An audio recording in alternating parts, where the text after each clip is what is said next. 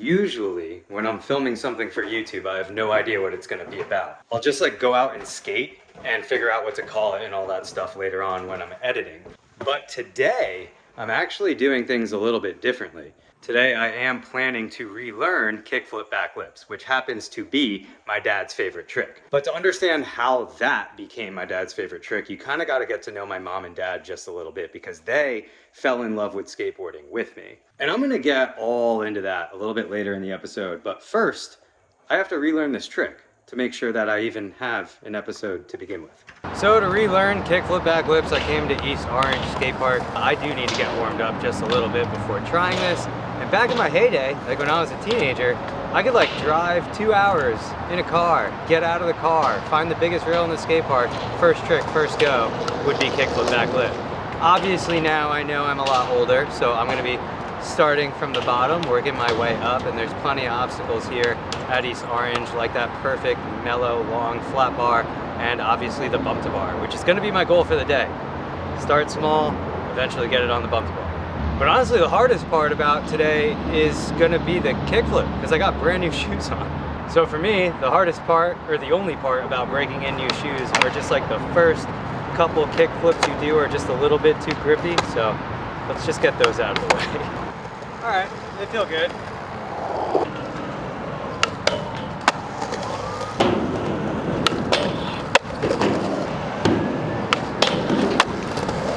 All right, I'm feeling pretty warmed up, but like I said, I'm a lot older than the last time I was very consistent with this trick. Now I can't even remember the last time I actually tried one or did one, but I feel like I should be able to do it today. I just need to work my way up and not be scared. So I think the first thing I'm gonna try, just kickflip 50-50 on the ledge. Because in my head, a kickflip backflip is very similar to a kick 50-50 because you basically just do the same thing, but right before the trucks hit whatever it is you're grinding, you just turn into the backflip.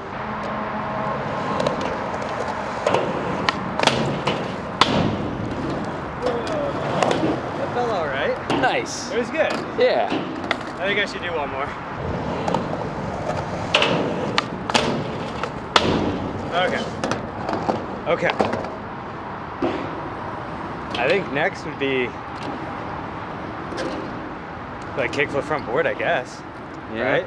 Yeah, bump to bar. No, I'm gonna start small. I'm gonna go over that little flat bar. I think that's a good way for me to build confidence. Though kickflip front board, I feel like I'm gonna get. So after kick front board on the flat bar, then I'm gonna flip in a backflip on the flat bar.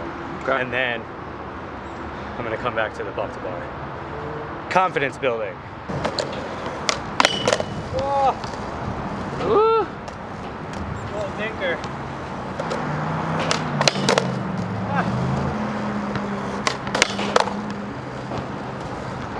Yeah, I know they're little baby front boards, but to be honest, I feel like that's what it's gonna feel like on the bump to bar. Like it's gonna flip in and probably be sliding for like half a second, and then I'm gonna come out of it. All right. Yeah. It felt okay. At least I like landed in it. Good start. Good start. Yeah. I don't know actually. I was about to say I should probably do more on the flat bar, but I'm kind of thinking like I should just move to the bump to bar at this point. Yeah. Somehow my whole life I've always thought it was harder to flip in on a flat bar than like flipping in on anything else. Like bump to bar or ledge is even easier. I don't know. Let's just go with bump to bar. Bump to bar.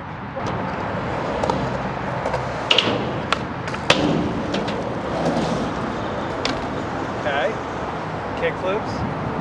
Maybe one over the rail. Yeah, I was just gonna say. Maybe a couple backflips. Yeah.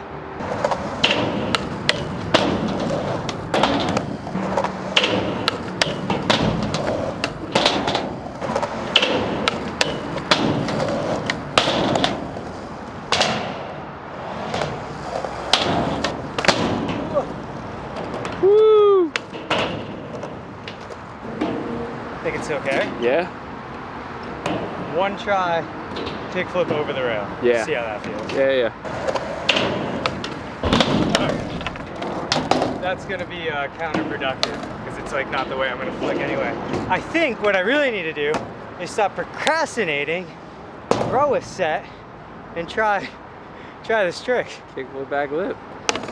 Whoopee, yay. Yeah.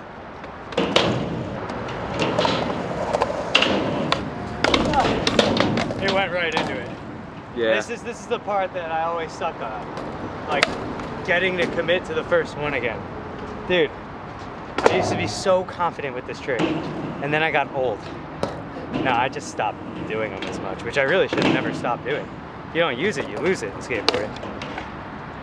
And many other things. Oh, I'm having a mental battle. I'm scared.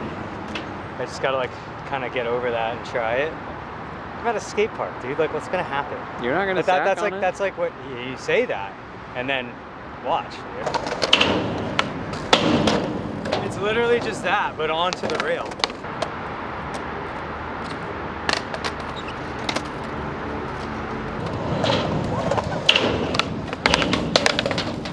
Okay. Like, I think I'm just being scared, dude.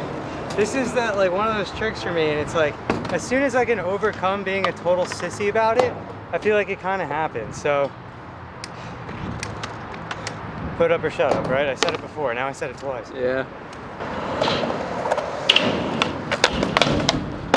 Yep.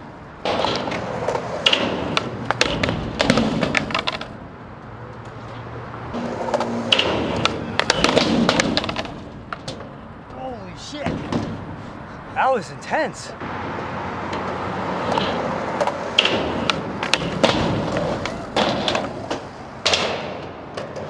got one more. Yep. Two to make it true.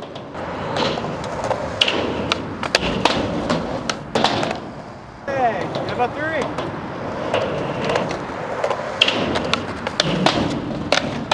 Woo! I'm trying to do three to make it me, you know? Oh. I feel like I'm going like kind of fast, like skipping the whole thing. I just did the Euro gap on my butt.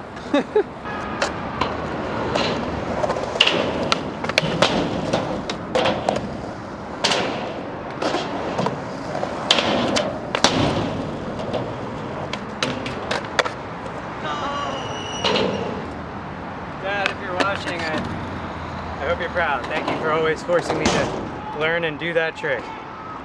That was a workout for me, mentally and physically. So kickflip backflips are my dad's favorite trick. And as promised, I'm gonna give you guys a little story on how that came to be right now, before I even shower from today's session. Literally, look, I'm still editing the episode. But if you are still watching by now, I assume that you're part of the regular audience, and if you're not, then you might as well just hit that subscribe button right meow. Hit it right now, because you made it this far. So both of my parents are from India, and where they grew up and when they grew up in India, skateboarding was not an activity that people engaged in or like did. And honestly, like even nowadays, I feel like skateboarding is just starting to gain traction and popularity out there. Like not even all over the country, just in the major cities. But with that being said, when I started showing interest in skateboarding, I was around 10 years old. And obviously my parents were like, what is that?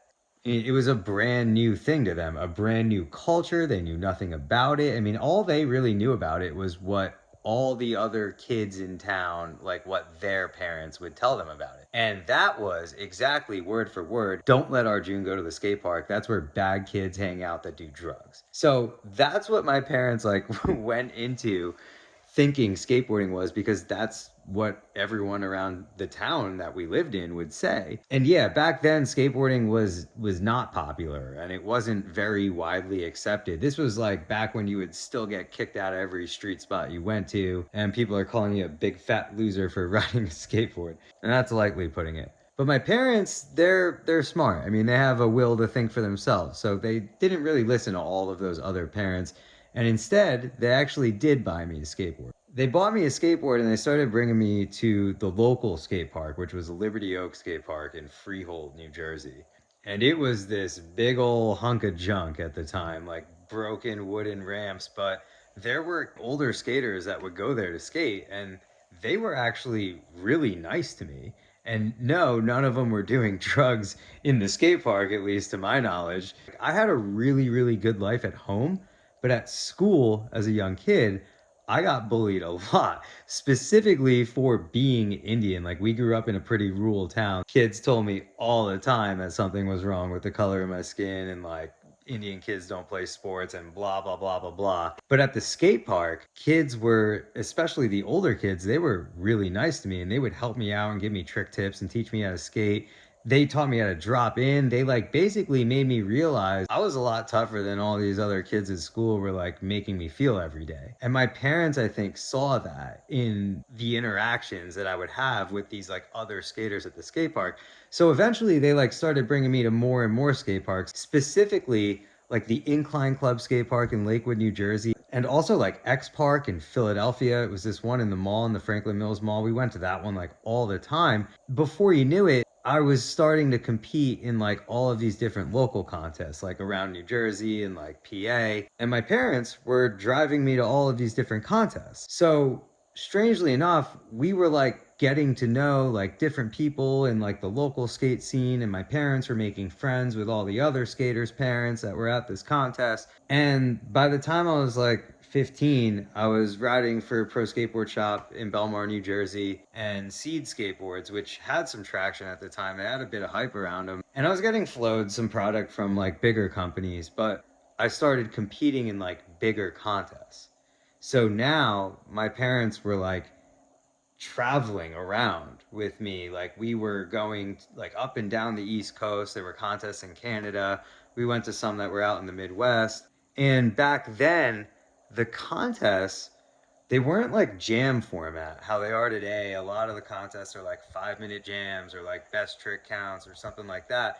Back then, it was more like 2 or 3 45 to 60-second runs. Like, you get the whole course to yourself, and it's like best 2 out of 3 runs or best run count, something like that. You know, that's how all the contests were back then. My dad and my mom would spend so much time not only just taking me around all these different places to skate, but like watching me skate, that like eventually over time, like when I first started skating, you would see my mom like hide her face like every single time I'd step on the board. She'd be like so scared.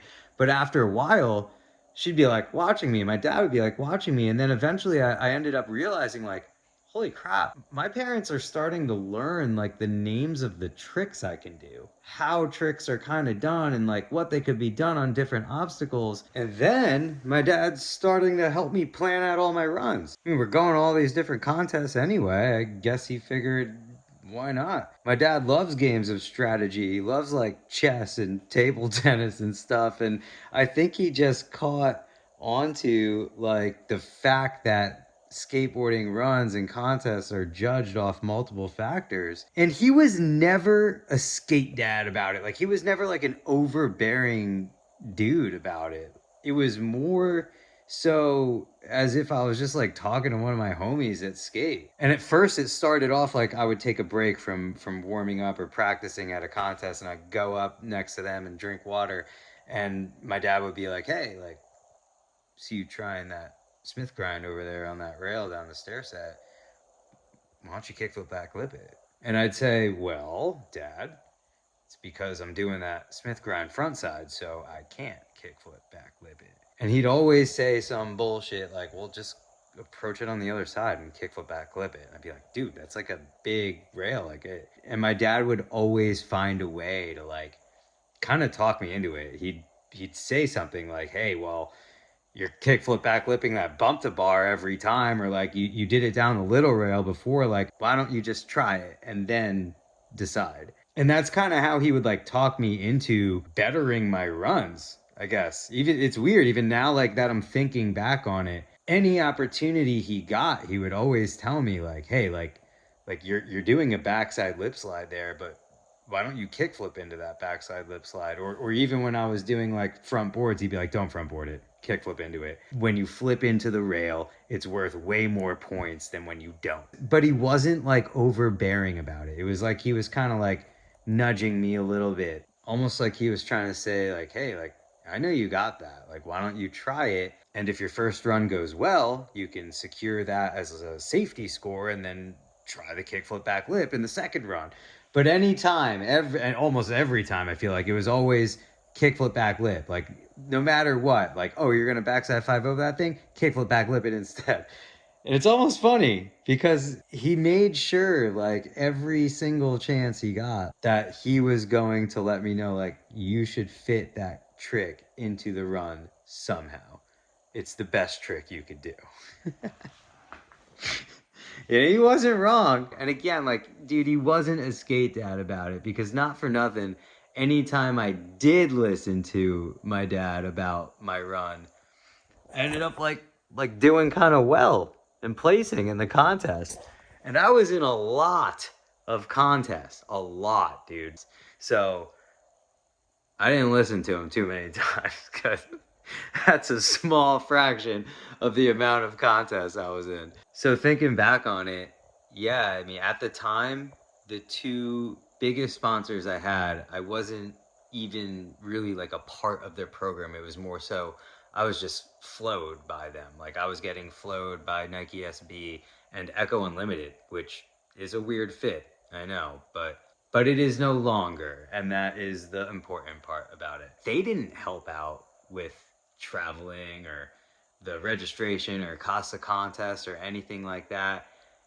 The most help that, you know, realistically I got at that time was my skate shop sponsor would help pay for the registration and like get me in there, get me through the door. And then my parents were putting the money out of their own pockets to support this love and passion that I had for this thing, skateboarding, you know?